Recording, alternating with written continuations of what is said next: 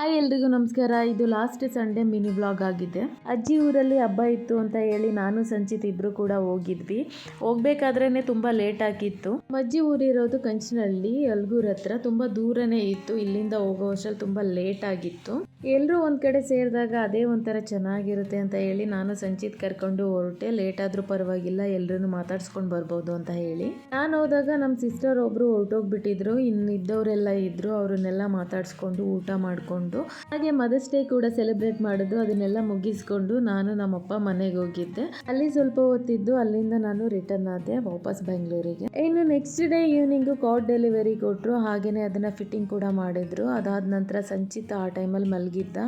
ಎದ್ದು ಬಂದು ಸರ್ಪ್ರೈಸ್ ಅಂತ ಹೇಳಿ ಖುಷಿ ಪಡ್ತಾ ಇದ್ದ. ಅವನಿಗೆ ಸ್ನ್ಯಾಕ್ಸ್ ಅಂತ ಹೇಳಿ ಆಮ್ಲೆಟ್ ಮಾಡಿದ್ದೆ. ಹಾಗೆ ಅದನ್ನ ಟ್ರಯಾಂಗಲ್ ಶೇಪಲ್ಲಿ ಕಟ್ ಮಾಡಿಕೊಟ್ಟಿದ್ದೆ. ಆ ಶೇಪ್ ನೋಡಿ ಅವನಿಗೆ ಪಿಜ್ಜಾ ಅನ್ನಿಸ್ತು. ಪಿಜ್ಜಾ ಅನ್ಕೊಂಡು ತಿಂದ ಅವನು. ಮಕ್ಕಳು ಊಟ ಮಾಡಬೇಕು ಅಥವಾ ಏನಾದರೂ ತಿನ್ನಬೇಕು ಅಂತಂದರೆ ಈ ಥರ ಏನಾದರೂ ಕ್ರಿಯೇಟಿವ್ ಆಗಿ ಮಾಡ್ತಾ ಇರಬೇಕಾಗಿರುತ್ತೆ.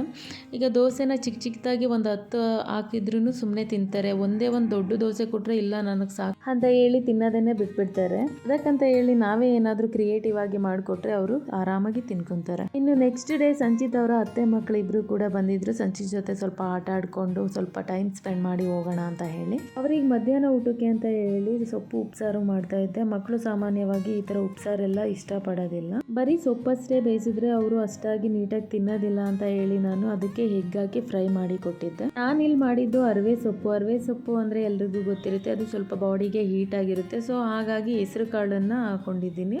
ಹೆಸರು ಕಾಳು ತಂಪು ಮತ್ತೆ ಅರವೆ ಸೊಪ್ಪು ಹೀಟ್ ಆಗಿರುತ್ತೆ, ಎರಡು ಬ್ಯಾಲೆನ್ಸ್ ಆಗುತ್ತೆ ಅಂತ ಹೇಳಿ ಫಸ್ಟ್ ನಾನು ಹೆಸರು ಕಾಳನ್ನ ಹುರಿದ್ಬಿಟ್ಟು ನೀಟಾಗಿ ತೊಳ್ದು ಅದನ್ನ 2 ವಿಷಿಲ್ಲು ಕೂಗಿಸ್ಕೊಂಡೆ.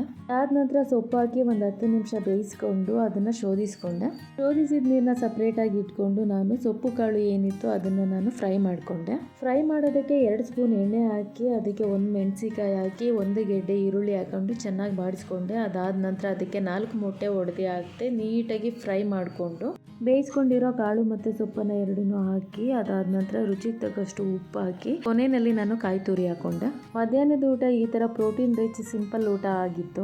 ಅದ್ರ ಜೊತೆಗೆ ಮಾವಿನಕಾಯಿ ಕೂಡ ಇತ್ತು, ಅದನ್ನ ನೆಂಚ್ಕೊಳ್ಳಕ್ಕೆ ಅಂತ ಹೇಳಿ ಕಟ್ ಮಾಡಿದ್ದೆ. ಈ ಮಾವಿನಕಾಯಿ ಹೆಸರು ಯಾರಿಗಾದ್ರೂ ಗೊತ್ತಿದ್ರೆ ಹೇಳಿ. ಸೋತಾಪುರಿನ ಕರೆಕ್ಟ್ ಆನ್ಸರ್ ಯಾವುದು ಅಂತ ಕಮೆಂಟ್ ಮಾಡಿ ಹೇಳಿ. ಊಟ ಎಲ್ಲ ಮುಗೀತು. ಇನ್ನು ಮಕ್ಳಿಗೆಲ್ಲ ತಲೆಗೆ ಎಣ್ಣೆ ಹಾಕ್ಬೇಕಾಗಿತ್ತು. ಒಬ್ಬೊಬ್ರೆ ಹಾಕಿಸ್ಕೊಳ್ತಾ ಇದ್ರು. ಕೆಲವು ಮಕ್ಳಿಗೆ ಎಣ್ಣೆ ಹಾಕಿಸ್ಕೊಡೋದು ಅಂತಂದ್ರೆ ಇರಿಟೇಟ್. ಎಕ್ಸಾಂಪಲ್ ನಮ್ ಸಂಚಿತ್ತೇನೆ ಹಾಕಿಸ್ಕೊಡೋದಿಲ್ಲ.